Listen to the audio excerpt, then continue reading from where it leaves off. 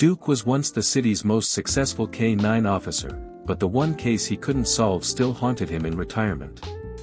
But that day in the park, when he encountered the suspect they'd lost 8 years ago, justice would finally be served. The crisp October evening in Boston carried the scent of fallen leaves and approaching winter. Detective Carlos Martinez, 58 years old with graying temples and the weathered face of someone who had seen too much in 30 years of police work, walked slowly along the familiar path through Riverside Park. His breath formed small clouds in the cooling air as he moved with the careful gait of someone whose knees had felt too many years of chasing suspects through Boston's unforgiving streets. Beside him trotted Duke, a 10-year-old German shepherd whose once perfect posture now showed the subtle signs of age. His muzzle had whitened with the passage of years, and his steps were more measured than they had been in his prime, but his dark eyes still held the sharp intelligence that had made him legendary throughout the Boston Police Department. "Come on, Duke," Carlos said softly, his voice carrying the deep affection that comes from years of shared partnership. "One more loop around the park, then we head home for some warm soup and whatever game's on TV tonight." Duke's tail wagged slightly at the familiar routine, but Carlos could see something else in his partner's demeanor. Even 2 years into retirement, Duke carried himself with the alert bearing of a working dog. More than that, Carlos sometimes caught glimpses of what he could only describe as unfinished business in Duke's behavior, a restless energy that suggested the dog was still haunted by something from their shared past. The unfinished business had a name: Sarah Williams. 8 years ago, on a cold November night in 2015, 23-year-old Sarah Williams had been brutally murdered outside her apartment building in Boston's historic North End. Carlos and Duke had been among the first responders to arrive at the horrific scene, and the case had consumed them both completely for the better part of 6 months. Duke had been absolutely magnificent that night. His nose had picked up the killer's scent immediately upon arrival, tracking it through the narrow, winding streets of the historic neighborhood with the unwavering determination that had made him the most successful detection dog in the department's long history. They had followed the trail for nearly 2 miles through the labyrinthine streets, Duke's certainty never wavering, his focus remaining absolutely laser-sharp throughout the entire pursuit. But then, at a busy intersection near Boston Harbor, the trail had gone completely cold. The scent had simply vanished, as if the suspect had somehow managed to disappear into thin air. Despite months of exhaustive investigation, interviews with hundreds of potential witnesses, and Duke's repeated desperate attempts to pick up the trail again, the killer had managed to escape justice. The case had remained officially open but functionally cold, joining the ranks of only 3 unsolved murders that had occurred during Carlos and Duke's 12-year partnership. For Carlos, it represented a significant professional disappointment and a failure that ate at him daily. For Duke, it seemed to be something far deeper, a fundamental failure that the dog had never quite been able to accept or move past. "I know you still think about her," Carlos murmured, reaching down to scratch affectionately behind Duke's ears. "Sarah Williams. The one that got away from us." Duke looked up at Carlos with those intelligent, soulful dark eyes, and for a moment, the detective could swear that the dog understood exactly what he was talking about and shared his frustration completely. As they rounded the familiar bend near the old stone bridge that crossed a small tributary of the Charles River, Duke suddenly stopped dead in his tracks. His entire demeanor changed in an instant, transforming from the relaxed, easy gait of a retired dog enjoying an evening stroll to the focused, laser-sharp intensity of a working K-9 who had detected something significant. Carlos felt his pulse immediately quicken in response. He had witnessed this dramatic transformation countless times during their active years together, and it never failed to trigger his own deeply ingrained adrenaline response. Duke's ears stood at sharp attention, his nose lifted high to catch whatever scent had suddenly captured his complete attention, and his body language shifted immediately into what Carlos had always called hunt mode. "What is it, boy?" Carlos asked quietly, his hand instinctively moving toward where his service weapon used to rest on his hip. Even after 2 years of peaceful retirement, some reflexes simply never fade away completely. Duke began moving forward with unmistakable purpose, his nose working frantically as he methodically sampled the evening air. His breathing became rapid and shallow, exactly the way it used to when he was processing complex scent information during active investigations. Carlos had learned to read Duke's body language like an open book during their many years of partnership together, and every single signal the dog was currently sending indicated clearly that he had detected something genuinely significant. They moved steadily along the winding path, Duke leading the way with increasing urgency and determination. Other evening park visitors instinctively stepped aside as they passed, somehow recognizing the focused intensity of a working detection dog even though Duke no longer wore his distinctive official K9 vest. "Easy, Duke," Carlos said, though he could feel his own excitement building steadily. Duke hadn't shown this level of intense interest in anything since their retirement began 2 years ago. Whatever he was detecting now, it was clearly important enough to trigger his deepest, most fundamental training instincts. The path curved gracefully around a small grove of majestic oak trees that had been planted years earlier as a living memorial to fallen police officers. It was one of Carlos's favorite spots in the entire park, a quiet, contemplative place where he often came to remember colleagues who had died in the line of duty over the years. Duke had always been completely calm and respectful here before, seeming to instinctively sense the deep solemnity of the location. But not today. Not this evening.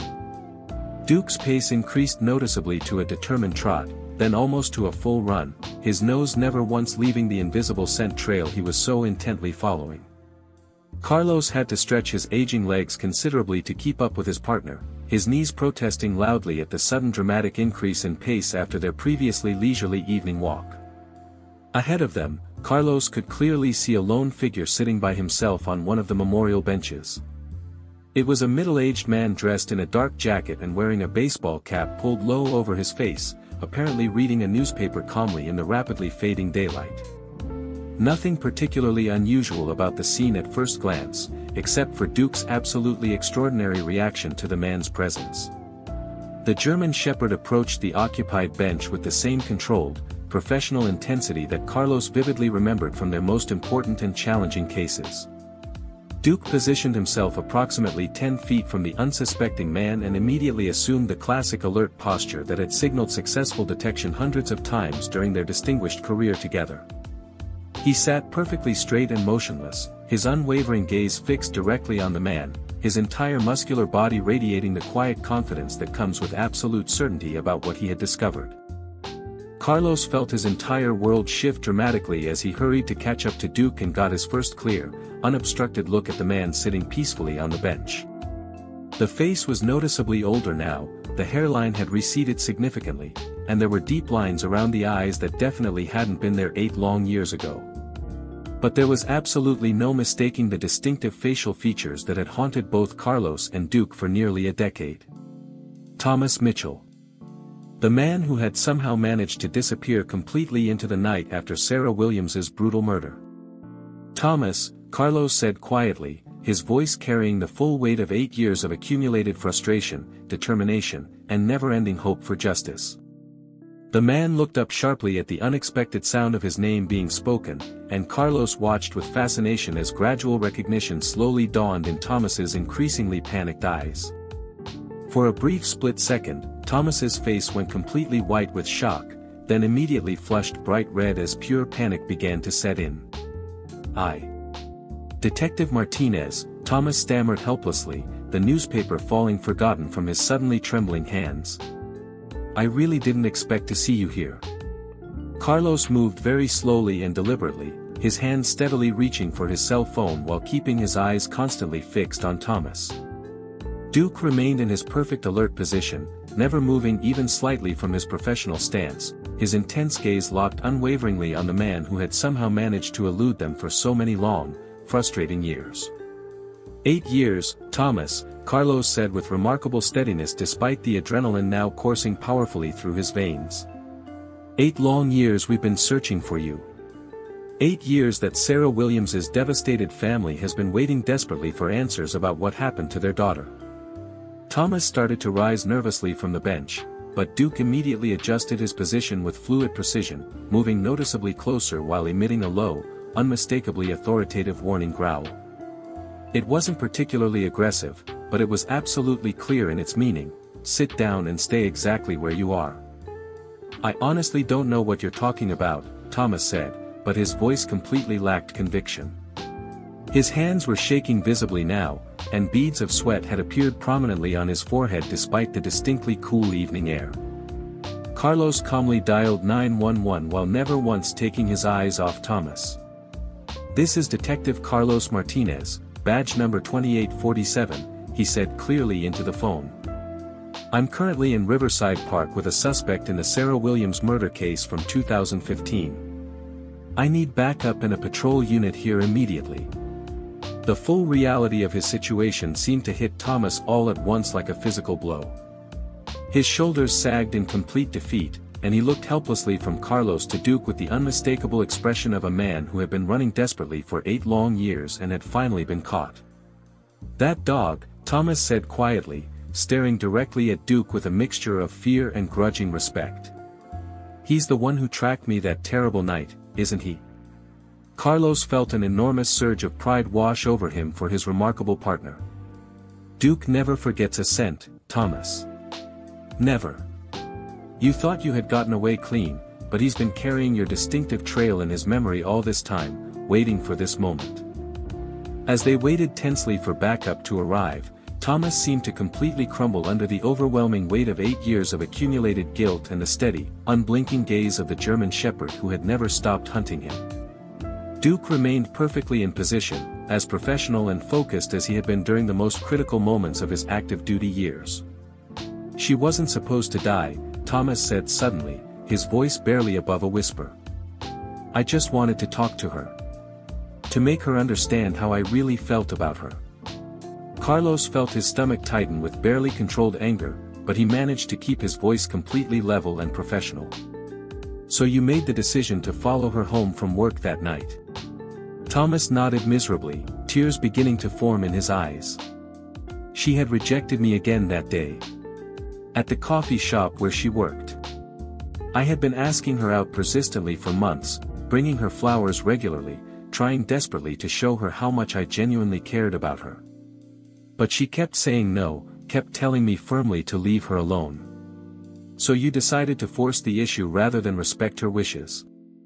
"I just wanted one more chance to explain everything to her," Thomas said, tears now flowing freely down his cheeks. "I waited patiently outside her apartment building. When she finally came home from work, I tried to talk to her, but she immediately got scared when she saw me. She started screaming loudly, trying frantically to get inside to safety." Carlos could see Duke's posture shift slightly, becoming noticeably more tense as Thomas continued his detailed confession. Even after 8 long years, the dog seemed to understand completely that this man was describing the exact crime scene they had worked together on that terrible night. "What happened next, Thomas? Tell me exactly what you did." "She fell," Thomas said, his voice breaking completely. "We were struggling, and she fell hard and hit her head on the concrete steps. There was so much blood everywhere. I tried to help her, I really did, but she was already gone." Carlos knew from the detailed autopsy reports that Sarah's extensive injuries were far more severe and numerous than what would result from a simple accidental fall. Thomas was clearly minimizing his role significantly, desperately trying to make it sound like a tragic accident rather than the brutal murder it actually was. "And then you ran like a coward, leaving her there to die alone." "I panicked completely," Thomas admitted. "I knew no one would ever believe it was just an accident. I had been bothering her for months. I knew how bad it looked." The distinct sound of approaching sirens began echoing across the park. Duke's ears twitched at the familiar sound, and Carlos could see the old excitement and anticipation returning to his partner's intelligent eyes. This was exactly what they had trained for, what they had lived for during their active years together. "Thomas Mitchell," Carlos said with formal authority, "you're under arrest for the murder of Sarah Williams." 2 Boston Police patrol units arrived within minutes, their flashing lights cutting through the gathering darkness, followed closely by Detective Lisa Chen from the Major Crimes Division. Carlos knew Lisa quite well. She was part of the new generation of dedicated detectives who had extensively studied his and Duke's most famous cases during her academy training. "Carlos," Lisa said as she approached quickly, her expression mixing genuine surprise with deep professional respect. "Dispatch said you had Thomas Mitchell here." The actual Sarah Williams suspect from 2015. Duke found him, Carlos said simply, gesturing proudly toward his partner, who was still maintaining his perfect alert position after all these minutes. After 8 long years, Duke remembered his scent exactly. Lisa looked at Duke with obvious amazement. That's absolutely incredible. How is something like that even scientifically possible? German Shepherds can retain detailed scent memory for decades under the right conditions, Carlos explained patiently as Thomas was formally read his rights and placed in handcuffs. Duke tracked Thomas for nearly 2 miles on the night of the murder. That distinctive scent has been locked permanently in his memory ever since. As Thomas was carefully led away toward one of the waiting patrol cars, he looked back at Duke one final time with a mixture of genuine fear and resigned acceptance of his fate. "That dog," Thomas said quietly to one of the arresting officers. "He never gave up on finding me, did he?" Carlos walked over to Duke and knelt down beside his old partner. The German Shepherd's tail wagged enthusiastically for the first time that entire evening, and Carlos could clearly see something in Duke's eyes that had been missing for 8 long years, complete satisfaction and closure. "Good boy," Carlos said warmly, scratching affectionately behind Duke's ears. "You finally got him, didn't you? You never gave up." Detective Chen approached them both as the patrol cars departed with their precious cargo. "Carlos, I need to ask, are you willing to testify in court about Duke's identification? About his scent memory capabilities and tracking abilities?" "Absolutely," Carlos replied without hesitation. "Duke and I will see this case through to the very end. Sarah Williams and her family deserve nothing less than that."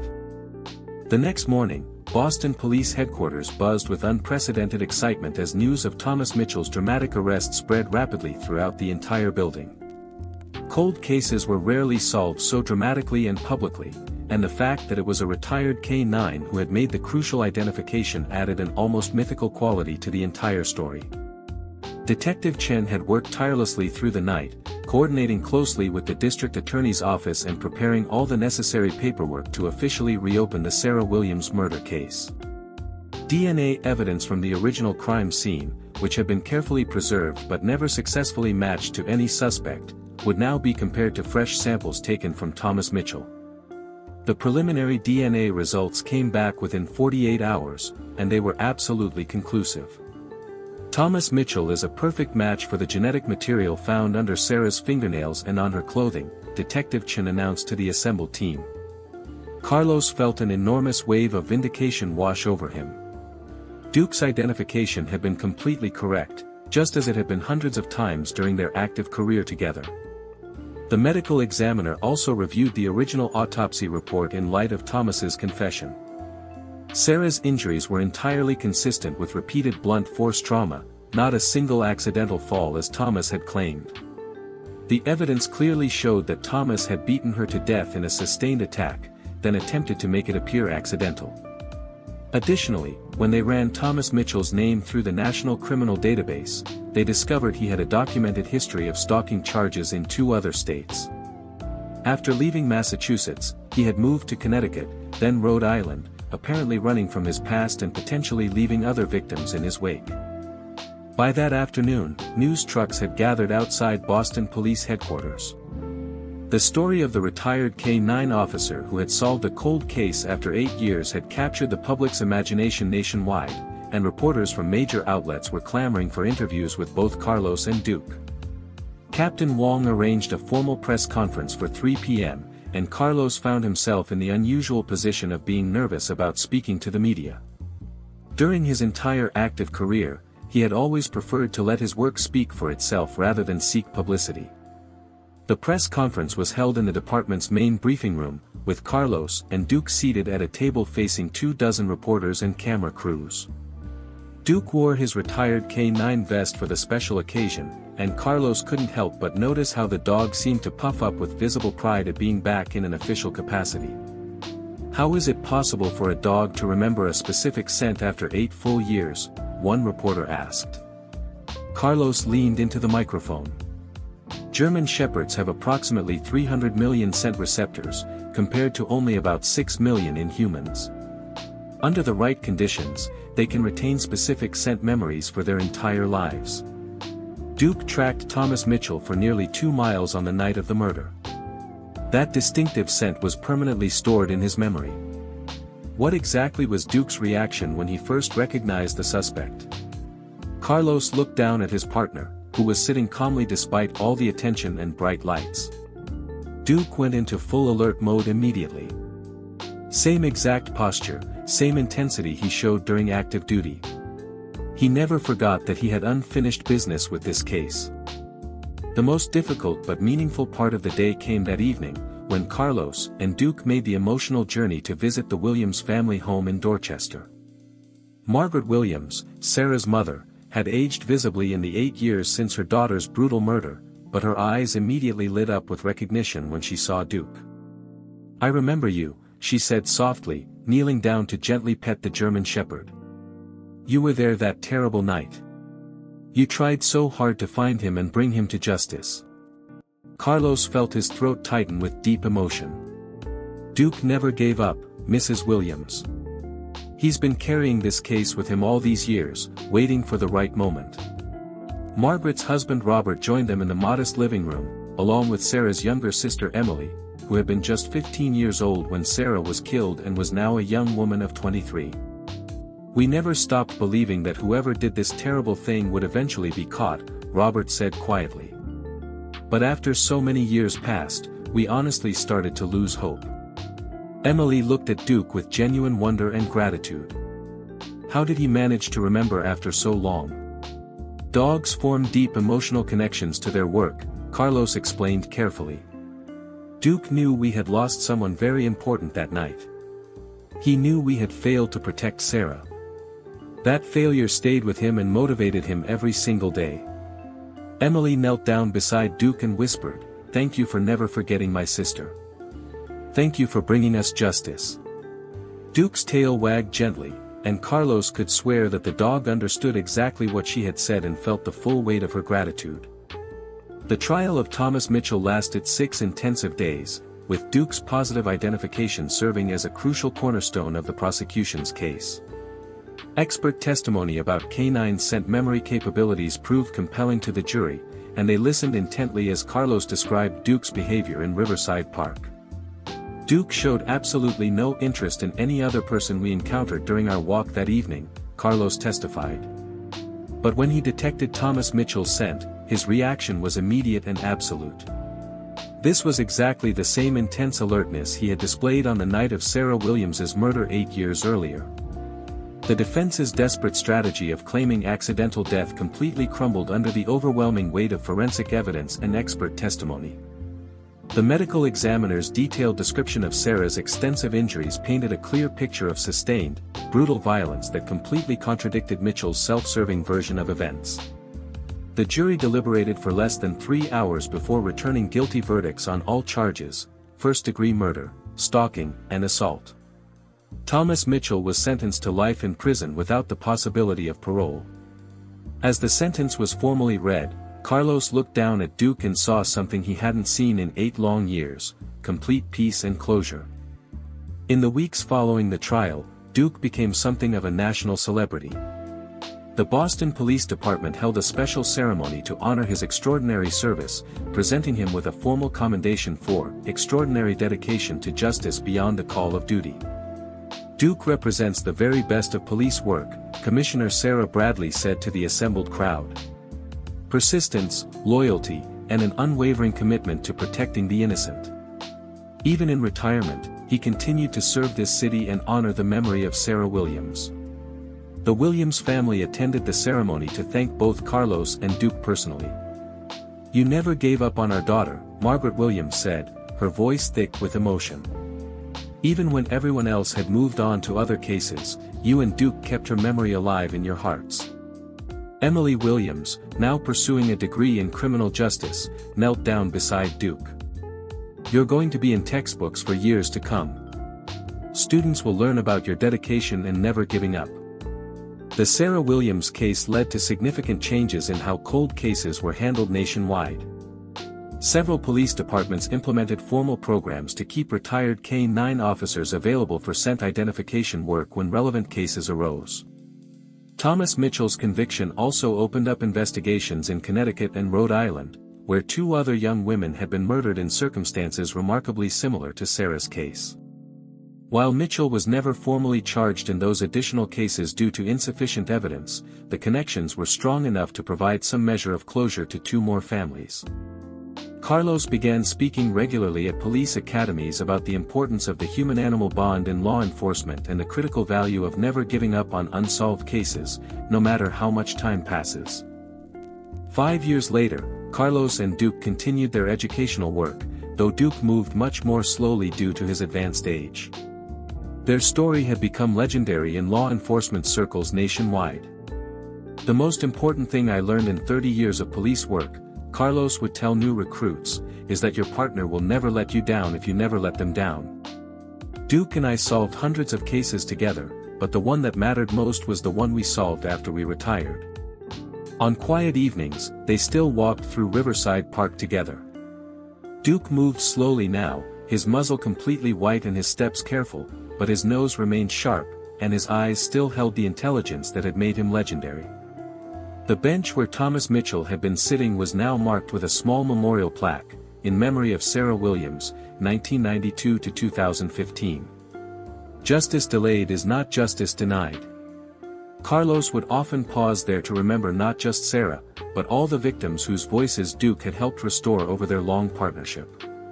He had learned that some cases stay with you not because you failed, but because they represent something larger than police work. They represent the eternal promise that good will ultimately triumph over evil, even when it takes 8 years and a retired police dog to make it happen. As the sun set over the Charles River, Carlos looked down at his faithful partner one final time. "Ready to head home, Duke?" Duke's tail wagged once, and together they walked slowly toward the park exit, 2 old warriors whose greatest victory had come not during their prime, but when they had proven that dedication to justice never truly retires. If this incredible story of Duke and Carlos touched your heart, please hit that like button and subscribe for more amazing true stories about the unbreakable bonds between police officers and their 4-legged partners. These remarkable animals remind us that justice and loyalty know no limits, not even retirement.